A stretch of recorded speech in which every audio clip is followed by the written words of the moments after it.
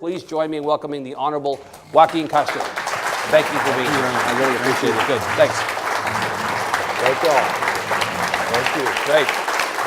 Thank you. Thank you. Wow.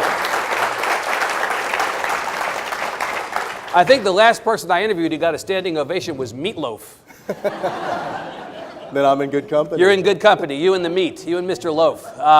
You know, it's getting harder and harder to get from San Antonio to Austin. I left the house at about 5:40 this morning and barely made it here. Just made it. Well, we're glad. We'll see if that's one of the many problems you can fix in the next hour. How about that? Well, we need the bullet train. That's another reason. Well, we do. All right, so admit it in front of all of us here. You really do, after this week, miss being in the legislature, don't you? It's a tough call. You know, sine die, the last day of session, is usually a very lighthearted day. Right. You know, the receptions, the parties, and all that. People acknowledge their staffs, right? That's right. They bring people on the floor for ceremonial the gallery. But it was very intense. I was there for a rally against SB4. Right. And on the way up is when I heard the news about that scuffle or near scuffle that the legislators got into. Yeah. But it really seemed to be emblematic of the way the session went. Right, in some ways a fitting cap on this. So let's talk about exactly what happened. So there was a protest. SB4 has been signed. It's already signed into law by the governor, will take effect. So it's not a question of protesting against something that could happen. It's something that we know now will happen, although it'll be in court. It'll be in court. So we have that protest, and at one point we now know, based on facts admitted to by the principals, a state representative from Irving tells two Democratic lawmakers, I called ICE on the protesters, some of whom had apparently acknowledged in their signs that they might not be documented. Right? That's the claim. That's the claim. That's the claim was the catalyst for this. At which point a Democratic lawmaker, I'm compressing events here, acknowledges having put hands on the Republican lawmaker in response. Right. So a lot of discussion about what exactly happened here. You fault whom in this, based on what you know? Well, I mean, at first, you know, the reaction in terms of pushing or shoving shouldn't have happened. You can't accept or forgive. You don't put your hands on somebody. Yeah, I mean, you know, and actually it happens every session. Just about every session, somebody ends up getting in a fight. But it's usually at midnight when they've had too much Jack Daniels. Right. Right? It's not usually in the middle of the day over a substantive issue. Right. So yeah, I mean, and even I think Poncho and Philip Cortez acknowledged that they shouldn't have gotten physical. Right. At the same time, I do think that it was really emblematic of what was a very ugly session and a real turn in Texas politics. I think one of the saving graces for Texas, and really for the Texas Republican Party, had been that for 2 decades, Republican governors and legislatures had not taken Texas toward the ugly path of California with Prop 187. I was a student in California when Pete Wilson passed. At the time. That's right. Back then, when they passed Prop 187 and they were running that grainy film of immigrants coming across the border, and they said they keep coming, and they were blaming a lot of the state's evils on immigrants. And then years later, with SB 1070, in Arizona, Jan Brewer, Joe Arpaio, same thing. And Texas Republicans and the state had avoided that for a long time. But I see SB 4 now as taking us down that road. Well, and in fact, there had been some discussion at the Texas House, the saucer that cools the cup of late, might have actually cooled the cup in this case and made the bill a little bit less out there. But in the end, they ended up going the papers, please route, not just for arrests, but for people who were detained. And that really, even more than the bathroom legislation, which is yet to pass up to this point. We'll see what happens in the special. No, you're right. The amendments that really made it worse. ended up, and that ended up being the thing that was the tension in this. You were here for 5 terms. You were here during some of the, contentious. There were always I was here in contentious 2011 when similar legislation failed. Yeah. And at the time, at least the lore, I think it's true, but it was the lore that Charles Butt, obviously of San Antonio, owner of HEB, and Bob Perry, the home builder, intervened at the last minute, basically, and made a plea to the governor to not allow that legislation to finally pass. Now, you know that this is not the only place in the country having a version of this conversation. And in fact, at the national level, the new administration is quite sympathetic to the kind of conversation happening here in Texas. How did we make this seismic, it feels to me like a seismic shift? I think you're right. I think a big part of it is that the president does set the tone for the country. Right. And how's that going, by the way? Well, I think that It's been a disaster, I think. I said several months before the election that the worst thing that could happen for the Republican Party or for conservatives was for Donald Trump to become president. And I believe that that's true. Why did you believe it, and why do you believe that's come true? Because of everything that you see now. Yeah. Because of basically how he's twisted the party, how he's split the party, the fact that he's got a very low approval rating right now, and that's going to make it difficult in the midterms. Historically, I think everybody knows that the president's party takes a big hit in the midterms. That was true. You saw what happened when the Tea Party formed in 2010. Well, in fact, 2010 was right there at that midpoint of the first Obama term, and that was where the big tsunami happened nationally, and the tsunami happened here. Right. With President Clinton, he got elected in 1992. In 1994, Democrats got killed. Of course, George Bush didn't see or suffer the same consequences really in the midterm of his first term. That's right. No, he was able to, in 2002, Republicans did better, and I think the country at that time had coalesced around the president, mostly because of 9/11. And there was more of a greater spirit of unity, as there should have been. But because of that, the politics were different. But historically, the president's party takes a real hit in the midterms. And I think that's going to happen again in 2018 for Republicans. So we woke up today to, among other things, a very strange tweet by the president that was deleted. You may not have seen this in the car on the way up from San Antonio. But more recently, we now have apparently word out of the White House, some of those anonymous sources that the president doesn't like very much, leaking on his behalf that he's going to pull out of the Paris Climate Accord. That's apparently now a thing. Yeah. Talk a little bit about your reaction, since I've just got you here and this is new news. What's your reaction to that? You're right, I have seen those same reports. I think it's a bad idea. The United States would be one of a few countries, including Nicaragua and Syria, that would not be part of the Paris Climate Accord. Right. And of course, the Paris Climate Accord is meant to limit greenhouse gas emissions, the problem with CO2. And so, you know, in terms of combating global warming and climate change, it's a bad move for the United States. It also represents, I think, another indicator that President Trump is willing to move the United States away from its role as the preeminent nation of the world, in this case, in terms of protecting the environment. There's been a lot of discussion in large part this week because of Angela Merkel's comments the comments about the U.S. no longer really being the power to whom others look as a leader. I mean, one big conversation that we've been having of late is the degree to which the rest of the world views us in the same way that they viewed us before, and you believe this is going to be another aspect. This is another indicator of the president, I think, weakening the United States' hand in the world and weakening our position as a leader in the world. You're right. The president had his first overseas trip. Part of that included meeting with many European leaders. During the course of the campaign, he talked about how NATO was obsolete, but then after he became president, seemed to suggest that it's not obsolete anymore. He's berated Germany and other countries for not paying their fair share. You know, so now what you're starting to see are these European leaders standing up and not taking it. Even small things like the French president not letting go of Donald Trump's hand because of Donald Trump shaking hands the way he does with other leaders. But what you're seeing now is other countries thinking the United States has stepped off its pedestal, but also I think what will follow from that is other nations thinking, well, I can really be the leader. Our country can be the leader. Why should we wait for the United States? Why should we see them as being on this pedestal?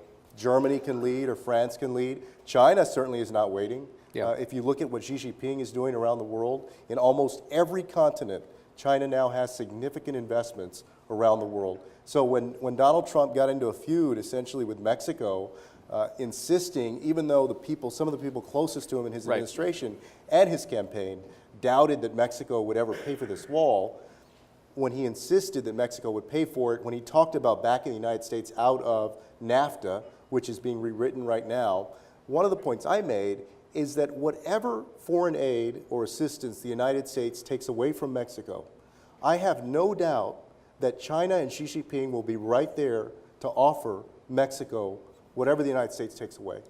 And in fact, about a month ago, 3 weeks ago, I saw a few stories to that effect, that Mexico is looking towards China and other countries to basically diversify where they do trade. The United States is overwhelmingly their largest trading partner. And so this is encouraging Mexico and other countries as well to think twice about where they do business. And So, that's not good for Texas. Congressman, how much of this is them and how much of this is him? In other words, you all lost what a lot of people believe to have been a winnable election. There's no point in going back over exactly what happened. It happened. You all lost, they won, fine. Had the president been another Republican, another person you would have opposed as opposed to this particular Republican, would we be having a different conversation? Would you be any happier with the byproduct of the election and the first 130 odd days of a new presidency? Well, I think just about any other, let me just imagine another Republican president for a second. Make it Rick Perry. Yeah, Rick Perry, okay, or Mike Pence or whoever. Yeah. We'll pretend oops never happened. If we're going to do fan fiction, let's make it be really good fan fiction. Good. He seems to be doing, I guess, fine as Secretary of Energy. Yeah. But so let's imagine you had another Republican president. No, I don't think they would have made nearly the same foibles, mistakes, rankled people in the same way, had the same low approval rating. Republicans would probably still get hit in the midterms, but not as bad as I think they're going to get hit in 2018. Right. It certainly would not have alienated our closest allies the way that Donald Trump has. Right. I mean, but in fact, much of what we have seen from a policy standpoint, whether it's on the environment or on any of the topics that we could talk about that have been managed to this point over the last 6 months by Trump, from a policy standpoint, you would probably not be seeing a lot of difference between this administration and another administration. I disagree, Evan. I don't think, first of all, I don't think a Republican president right now would be pulling out of the Paris Climate Accord. You don't? I do not. You think Rick Perry would be staying in the Climate Accord? You think Marco Rubio would be staying in the Climate Accord, or Jeb Bush, or Ted Cruz? Yep, because I don't think they would have the chutzpah to do it. But they've all been begging Trump to pull out. No, in fact, I thought I saw, and the audience can correct me if I'm wrong, but I thought I saw within the last few weeks at least an article or a few articles about Rick Perry suggesting that we stay in. Now, I don't want to, if that's not his position, I don't want to malign him. Right. But what I'm saying is I think there were even voices, right, certainly the military leaders, for example, who were encouraging right, us to stay in that agreement. And I just don't think that a Republican president, right, even another Republican president, would have pulled us out. You're in the middle of not only these issues that we've talked about, but stepping back from it, the larger chaos or circus or theater of the Russia investigation as a member of the Intelligence Committee. In fact, I appreciate you taking time away from your permanent MSNBC commentary slot to be with us here today. I go on Fox once in a while. I feel like you're cheating on me with Chris Hayes, actually, by all the time that you're on All In. You have a better sense of what's happening on the ground here than we do. How worried are you about where this leads? I mean, you may be elated from a political standpoint. I'm asking you to not be political for purposes of this answer, but put, as they say, country over party. Yeah. And tell us how worried you are about where this is headed. I mean, putting aside the 2016 elections, yeah, even if you put aside what may or may not happen to individuals who may have helped the Russians out. Right. So put aside Donald Trump and the investigation.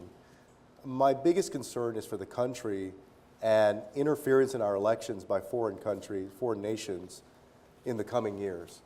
Not what happened, but what could happen going forward. Not what happened necessarily. Well, it's based on what happened, right, but how we respond to it is going to determine whether Russia or China or Iran or some other nation or a non-state actor that has the cyber capabilities to do it decides that they're going to mess with the United States in 2018, 2020, 2024. You think 2016 has given people license and an opening, and our response has given people encouragement to do this again? Unfortunately, I believe so. Yeah.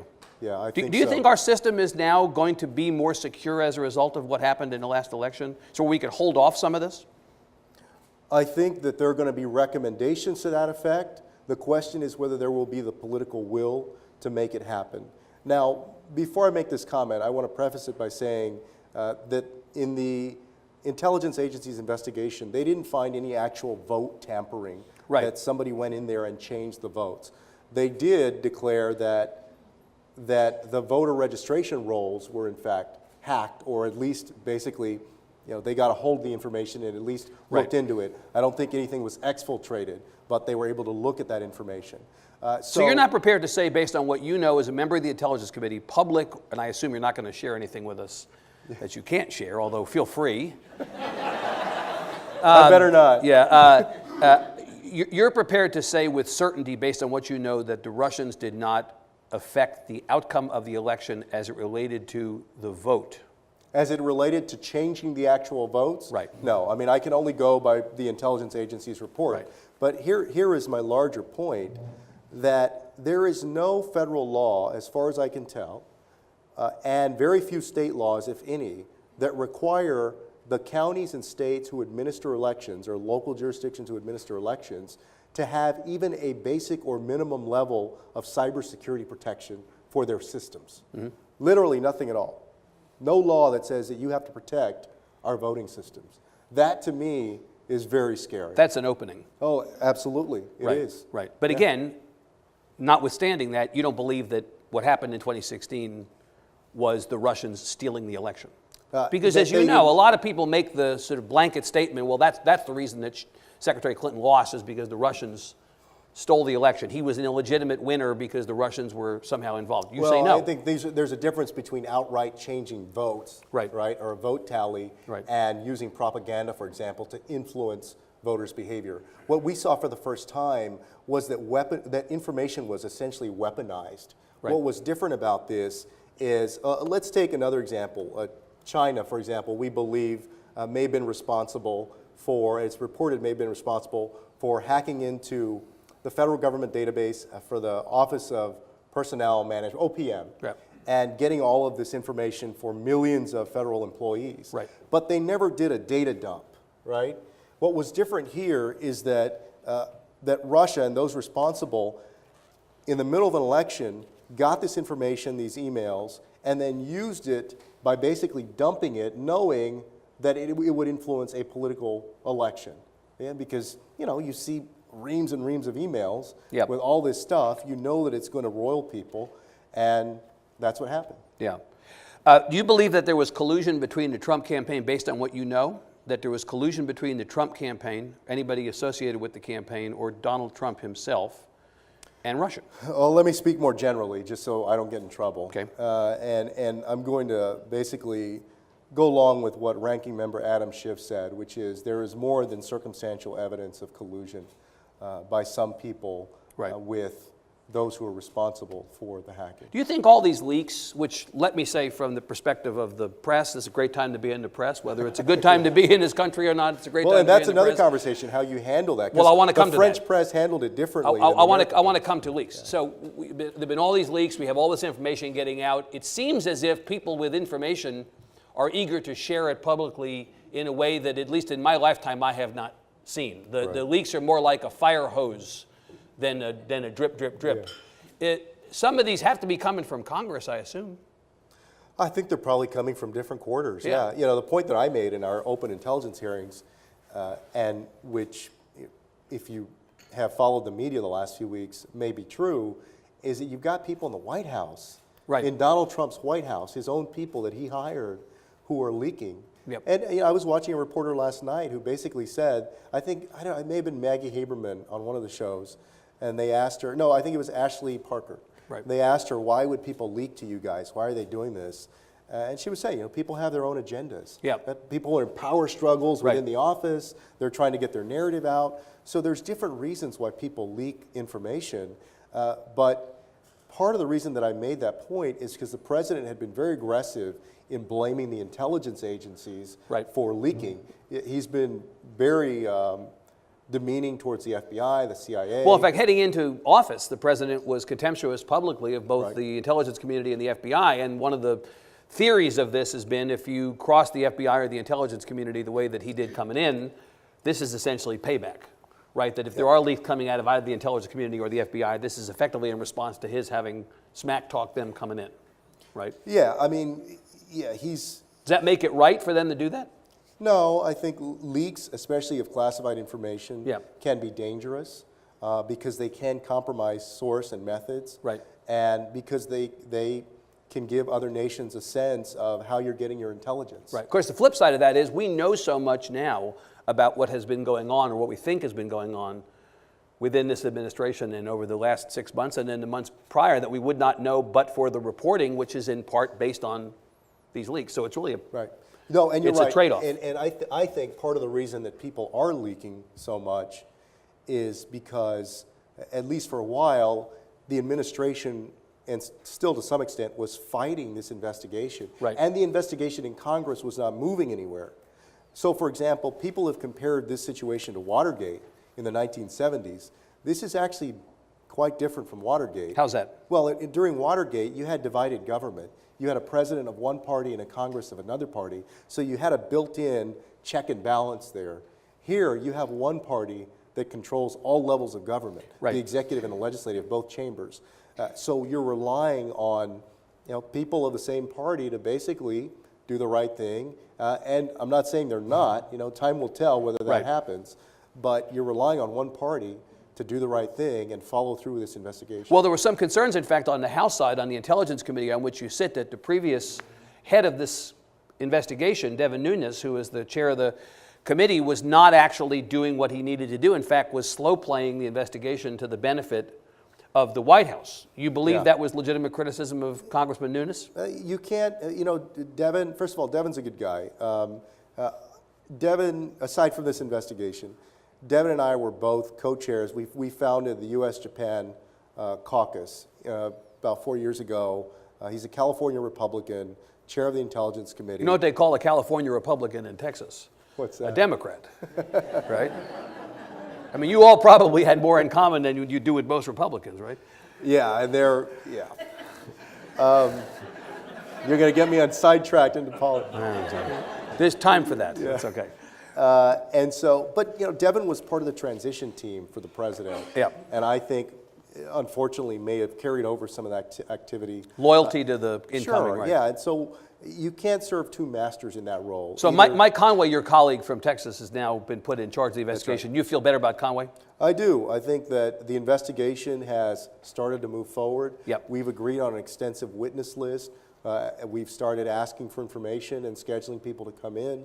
So it's moving forward. I mean, there's still some disagreements within the committee about who to call or the schedule, but it's moving. And that's obviously a good thing for the country. So this morning, leaving aside the president's weird tweet at midnight or whatever it was, there was actually a substantive tweet before we came over here today specifically related to this investigation. I want to ask you about it. This is 2 consecutive tweets by the president. So now it's reported that the Democrats who've excoriated Carter Page had been an advisor to the Trump campaign on foreign policy and is kind of caught up in this whole Russia stuff. Now it's reported that the Democrats who've excoriated Carter Page about Russia don't want him to testify. He blows away their case against him and now wants to clear his name by showing the false or misleading testimony by James Comey and John Brennan witch hunt. Do you not want Carter Page to testify? Without getting into all the specific witnesses, no, he's among the people that Congress wants to hear from. As far as I know, I don't know where the president is getting that information. Right. But certainly somebody that itself could be a pinned tweet, couldn't it? Somebody that I want to hear. Let me speak for myself. Certainly somebody that I want to hear from. You do want to hear from? Yes. Yeah. What impact? You alluded to the impact potentially on the next set of elections. So we're heading out of the legislative session here in Texas, whether we have a special session or not, we assume we will. We're effectively in the middle of the 2018 campaign season here in Texas, and obviously a lot of focus on what's happening in the country for 2018, especially in your party. You think this helps your prospects? You're certain that the country is paying enough attention and is concerned enough about this that this somehow helps your prospects in 2018? I believe so. I mean, I think, as I mentioned earlier, historically, it usually happens anyway. Regardless. Right. Regardless of whether you have an issue with Russia or pulling out of the Paris Climate Agreement, any of it. The country, just like after 8 years of one party in power in the presidency, there's often a big urge among Americans to change parties. Yep. That was the other stream that Hillary Clinton was swimming against, so to speak. Right. So I think 2018, with the historical trend plus what we're seeing now, I think it's going to be a strong year. Is the flip side of that not you all thought you had it won last time and you didn't? And you missed various signs coming up the highway last time, and what's to say that you've learned anything from that and that you're any better positioned to win this time than you were last time? If you couldn't win last time, why do you think you're going to win this time? Well, a few things. First, now you have the other party that's completely in control of government. Right. And so before, a lot of the energy, a lot of the blame politically was directed at President Obama. The health care law is a perfect example of that, right?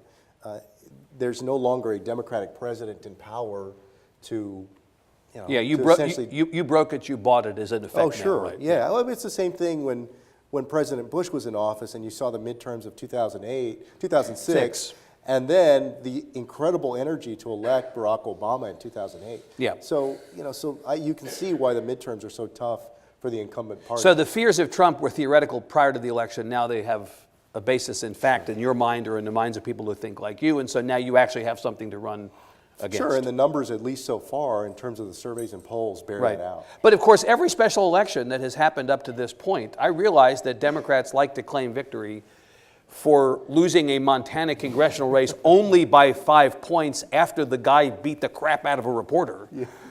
But the fact is, that guy is now a congressman. You couldn't win that one. You couldn't win the Kansas one.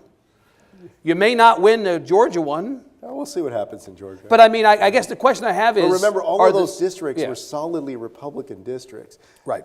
There was an analysis done right after the Montana race that showed that there are 120 Republican districts that are more competitive on paper, at least, than that Montana district. Right. So if you win that, in other words, if you win that Montana district, you're basically putting 100 seats in play. Right. And nobody's expecting a 100-seat turnover. Well, and in fact, part of what's going to be a determining factor in that is going to be candidate recruitment. And there's been criticism now looking back over their shoulders in Montana that maybe the Democrats should have had a better candidate in Montana. I mean, the reality is you're going to need good candidates in all these races. We've got 3 here in Texas that I know the party here and the party nationally have their eyes on, districts in which the Republican incumbent was reelected in November, but Hillary Clinton won the district. That's Sessions in Dallas, Hurd in San Antonio, and Culberson in Houston. And again, it's going to come down ultimately to candidate recruitment as much as anything in those races, right? No, that's right. I mean, you've got to have a strong candidate that also fits the district. Yeah. I think some of the concern in Montana was that when you've got large national Democratic money that comes in, that lends a big argument to the other side that this person is no longer a Montana Democrat. They're some kind of Washington, now they're D.C. Nancy Democrat. Pelosi's puppet. Well, sure. I mean, that's what they're going to say. So you would keep all national Democratic money out of Texas in 2018? I didn't say that, no. Well, actually, I kind of think you did say that. No, and remember, these are districts that are becoming more and more competitive, and unfortunately, in the last several years, there's only been one seat, which is the Will Hurd seat. It was represented by Pete Gallego and Will. It went back and forth, but then didn't go forth or back in the last election. Right. And so of the 30-plus seats in Texas, you had one competitive seat. 36 seats, one competitive.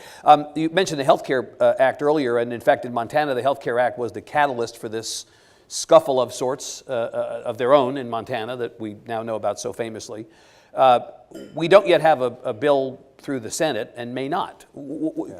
Texas, as you know, still continues to be the state with the highest percentage of people without health insurance.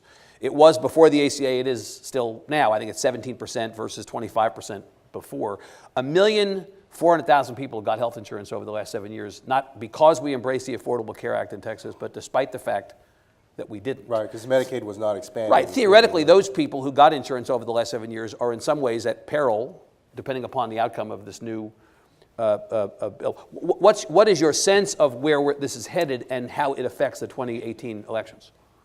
Again, that's another, just like Democrats paid a price in 2010 and 2014 for the ACA, I think if Republicans pass their version of this bill, of the American Health Care Act, then again, I think they're going to end up paying a price. The CBO estimates that over the course of several years, 23 million people could lose their health insurance coverage. Right. Even if you split that in half and say that it's 11 or 12 million, that's still a lot of Americans who are going to lose coverage, a lot of Texans. Also, it would strip out of standard health care insurance policies several essential health care benefits, basically. And so what you're going to have is people having an insurance policy that just isn't worth the same as it was when you had the ACA in effect. That said, I don't know that they're even going to get there.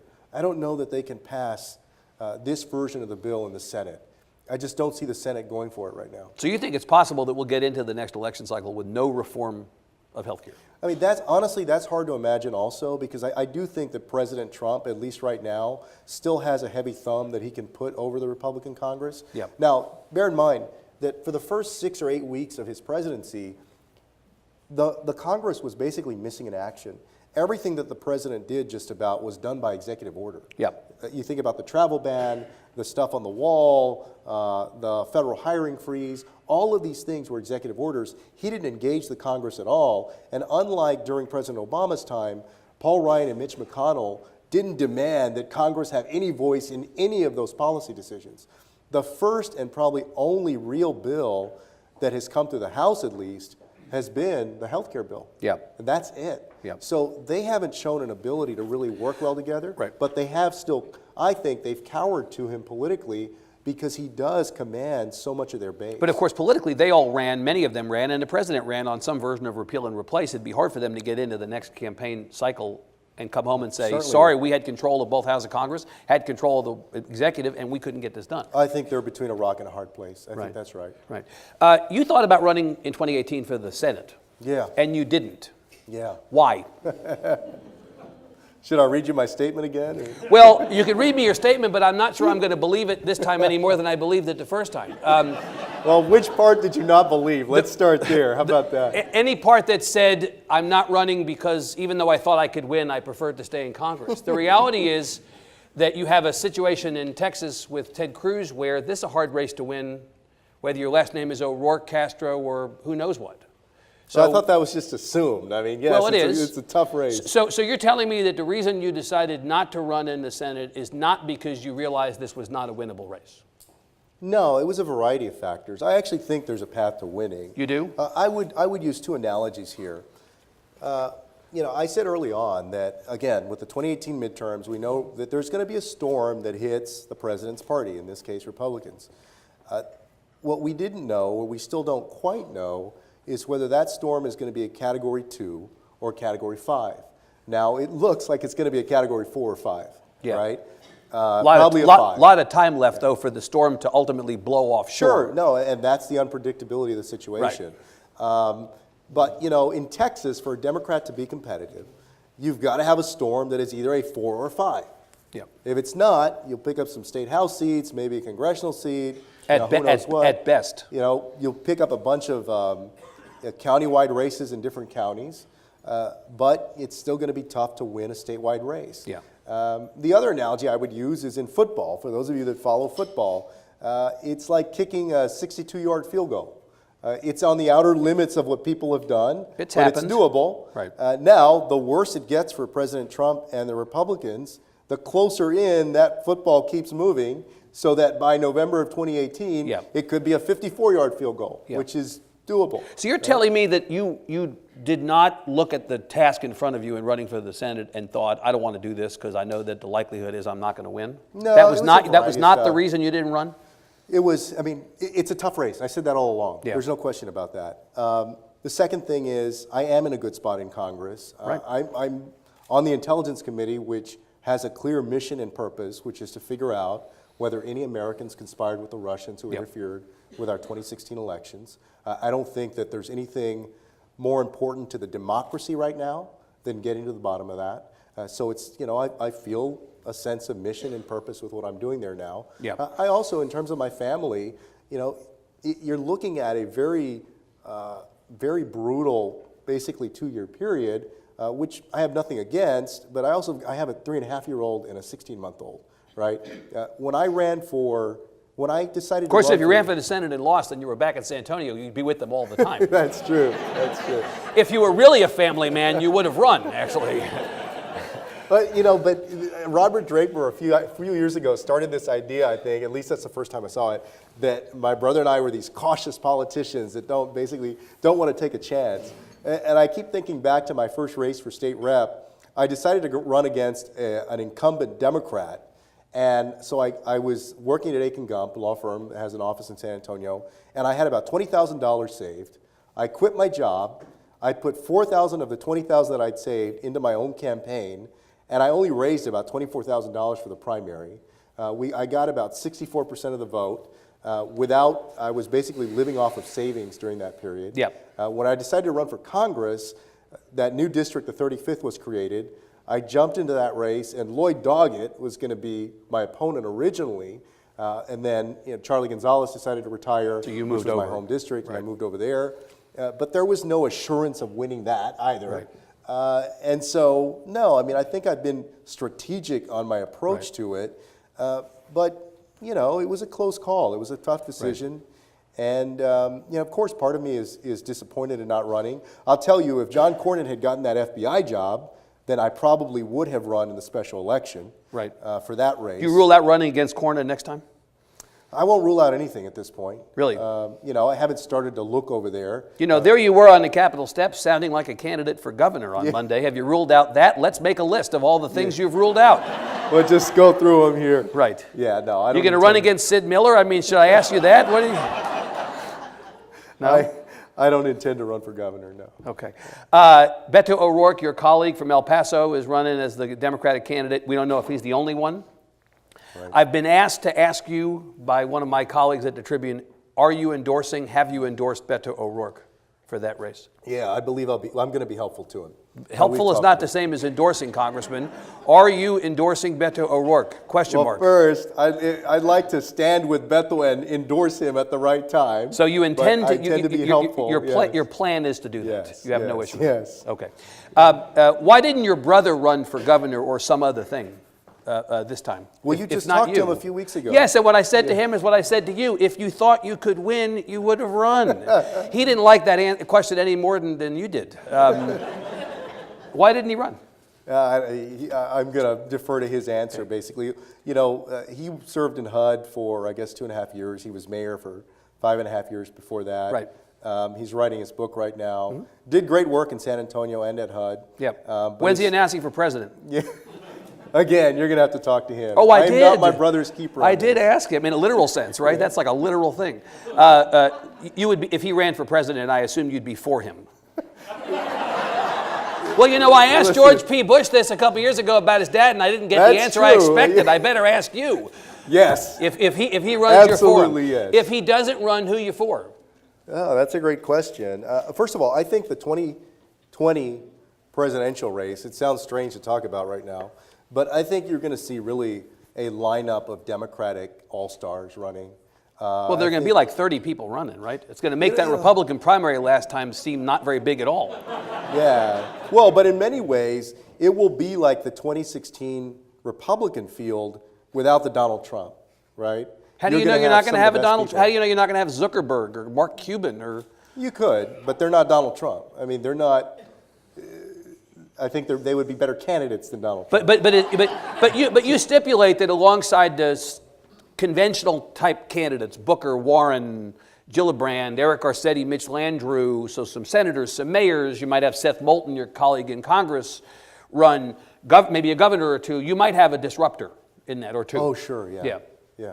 In some ways, Trump has made that almost a certainty, right? If he can do it, there are a lot of people who look in the mirror and think they could be president. No, I think it's the same thing on a local level. When Phil Hardberger beat my brother in 2005, they had a close race, but that was the first time in many years that you had somebody that had not served on the council before who ran.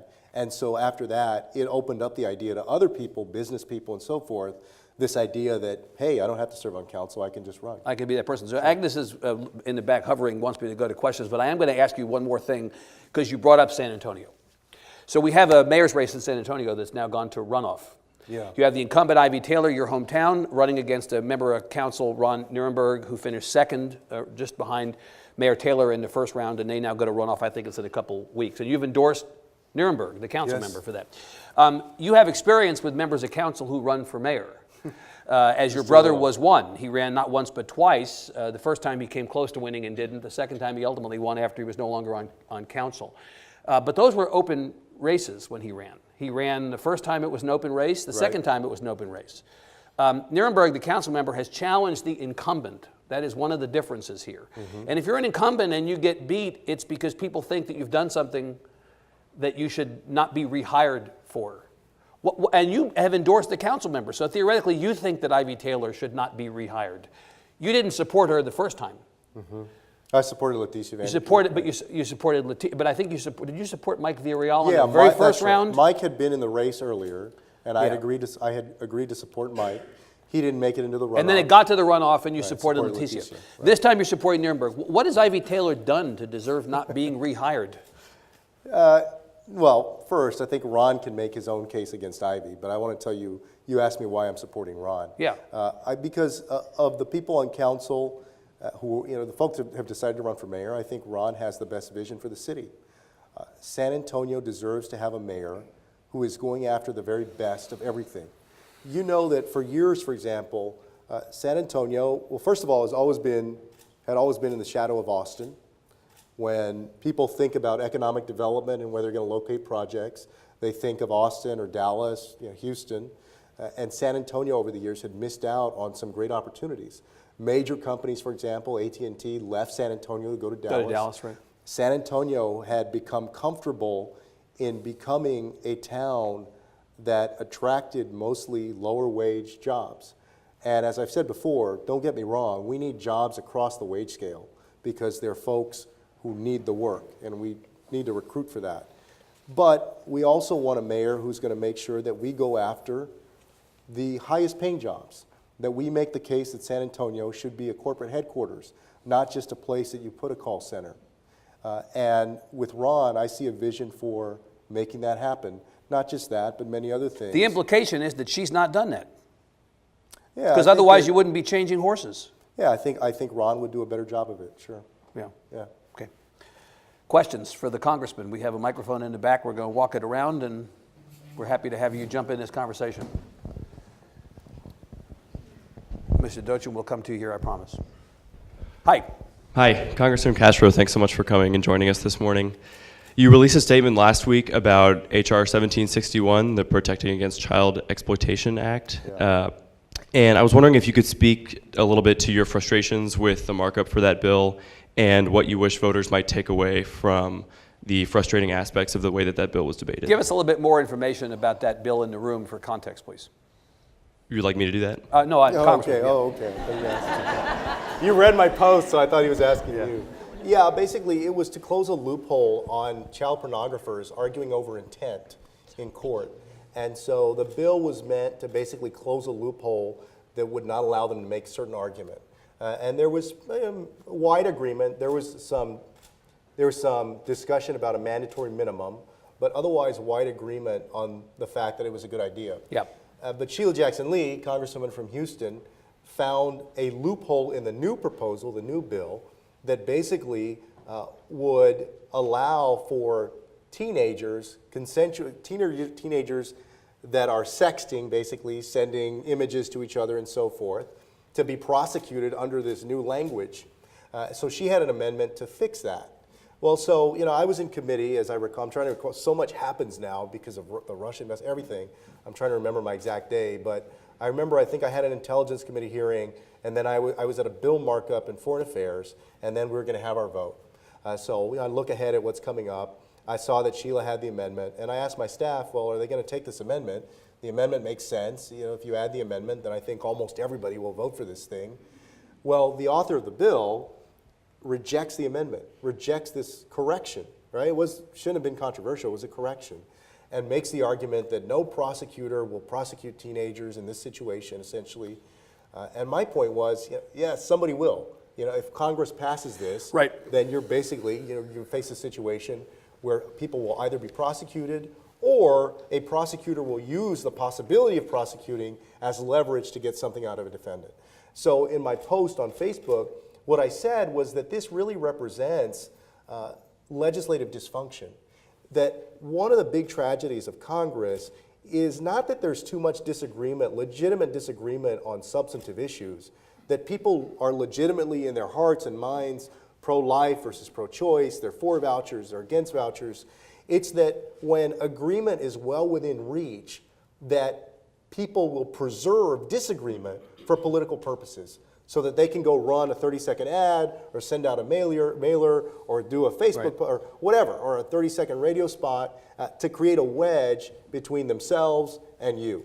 And so I voted no. I voted against it because the way it's written, without Sheila's amendment, I think it's bad policy. It can create more But problems. can't those same people point to your vote against this bill and say Joaquin Castro is pro-child pornography? Oh, I'm sure somebody will. Right. Yeah. No, and that was basically what I said, is that, you know, that's what I'm saying, that they'll take something and say, well, you're going easy on child pornographers.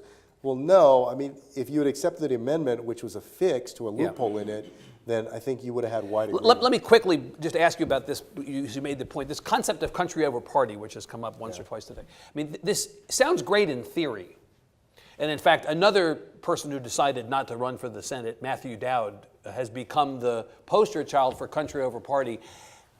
I just wonder if it's an actual thing. It's a T-shirt.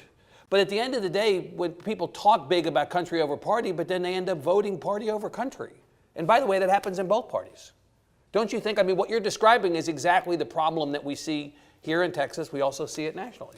Yeah, no, and I made the point in that post to say that in legislatures across the country, I think you see both parties that will do that, that will create those wedges. And like I said, I mean, obviously, there are many times where you're going to have legitimate disagreement on substantive issues that you just can't bridge, right?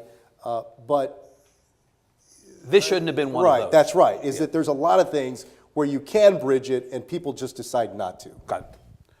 Mr. Dutchin. Thank you. Congressman, NAFTA will have to be renegotiated. It's opened back up, whether we wanted it to be opened back up or not.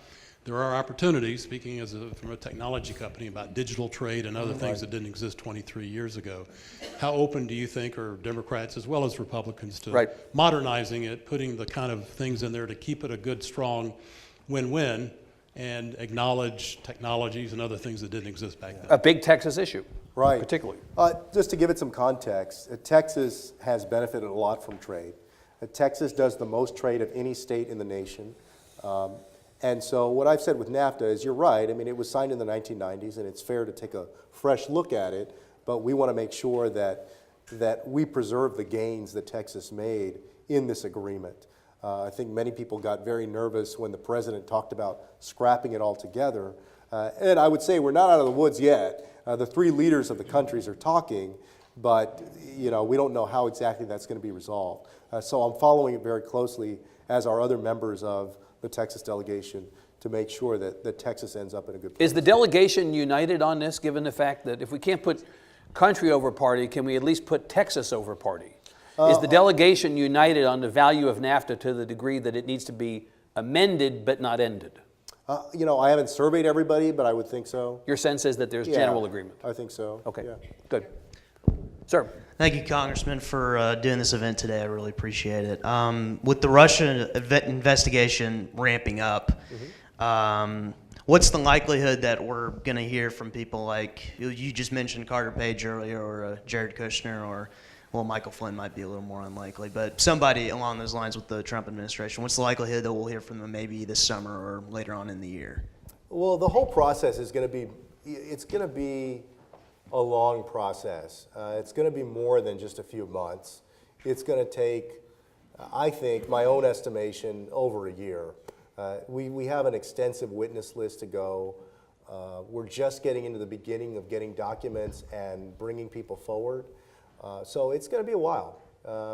And remember, now you have a special counsel also, so the legislative committees have to interact with the special counsel. Well, it's complicated with it complicates it. With Mueller there, because for instance, on the Comey question, just to say that specifically, you know, yesterday there was a report that Comey may be able to figure out a way with Mueller's blessing to appear before the committees, but there was some question about whether that would be a conflict with the investigation. I mean, it's more complicated in some respects now, having hit the special counsel part. Yeah, no, I think complicated but necessary. The special counsel was a good thing to happen. And remember, the legislative committees can do fact-finding, figure out what happened, make recommendations to avoid it, like I said, in 2020 and after that. But the legislative committees aren't going to prosecute anybody. If there's somebody to be prosecuted, that's what the special counsel. You have confidence in the special counsel? I do. There's nothing in his background or prior work that suggests that he has anything but integrity and will do a good job. Why don't you stand down on the investigation then? In other words, isn't one theory here, you all are doing an investigation on a parallel track to the special counsel. So is the Senate. There is the potential for conflict. You have a lot of business of the country that is clearly not getting done because you're being distracted by this. Why not say, we asked for a special counsel, we got a special counsel, now we're going to stand down and go fix healthcare or go fix NAFTA or go fix whatever else and not be in this business for the next year? Well, I think this is an all-hands-on-deck situation. I think this is a situation of such importance to the nation that the more people you have looking at it, the better. Okay. What about, you think impeachment's going to come up? You ask that so casually. I do. I'm a casual guy. What do you know? Is impeachment going to come up? It depends on what's uncovered. You know. You had your colleague Al Green from Houston has called for the president to be impeached. Mm-hmm. On what basis? On any basis that you know? You got to ask Al that. No, I'm asking you.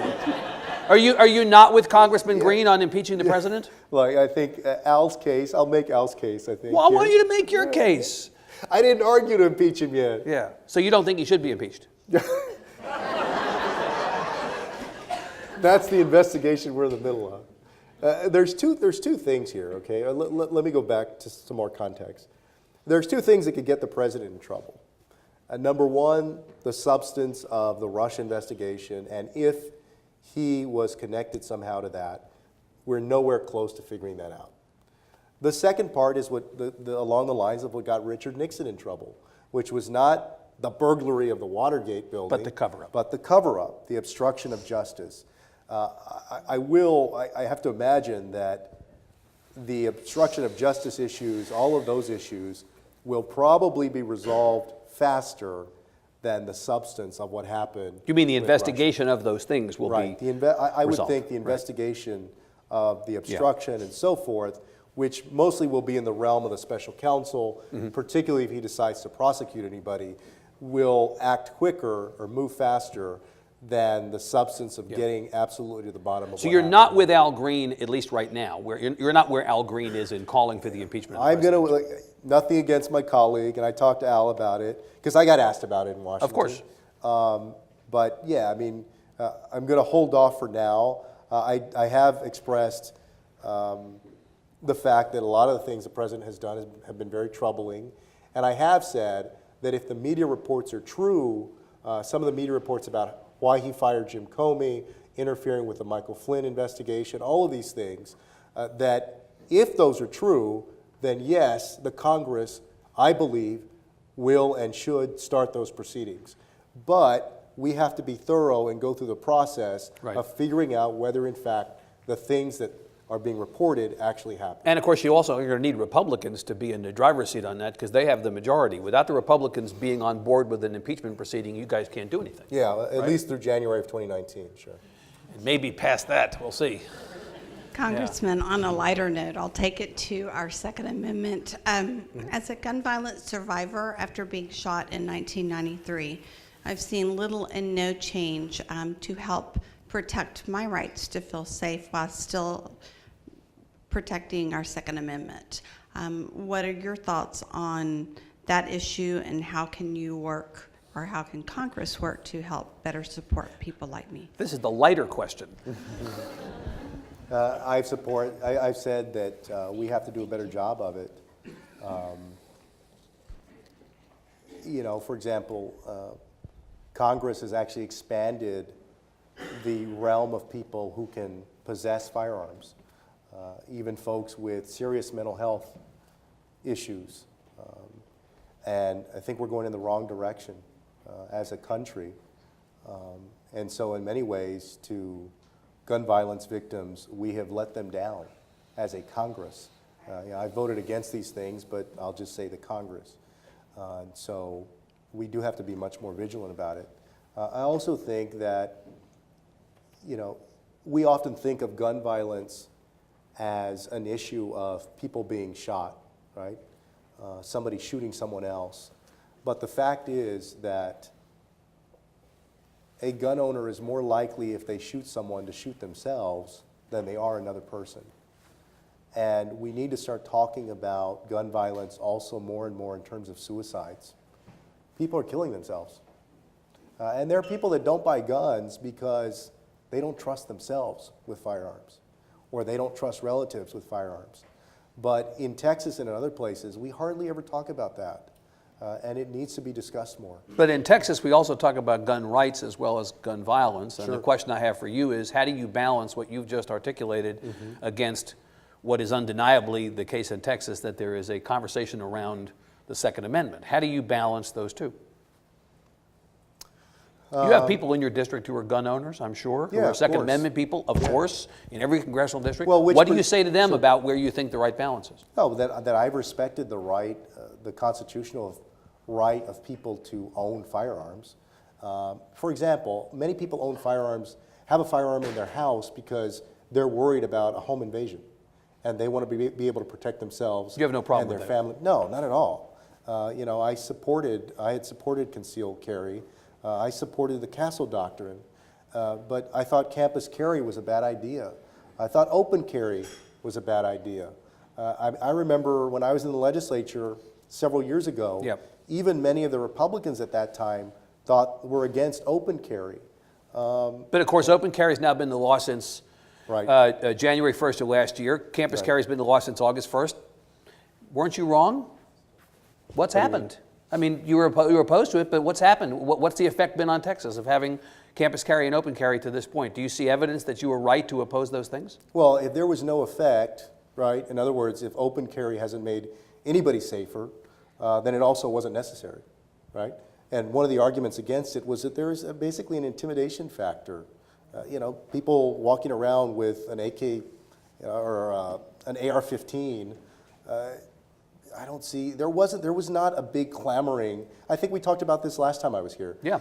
It's not as if there was a large clamoring of people before open carry that said, man, concealed carry is just not enough for me. I got to have open carry. There was a strong movement among some who are advocating for larger, more gun rights to push for it.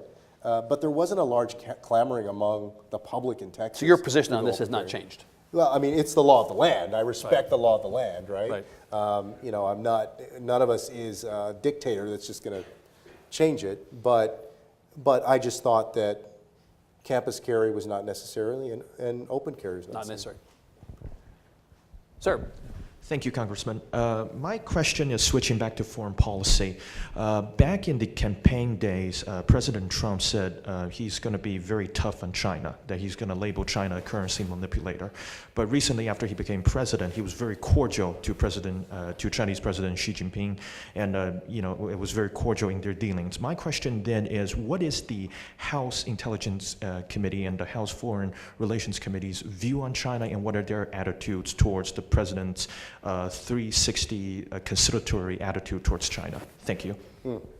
The first thing is a few things. So let me just speak to the foreign affairs aspect without getting into anything classified on intelligence. But China is obviously a very important trading partner of ours, right? China has the second largest economy in the world and one of our largest trading partners. So preserving that economic relationship is important to the country.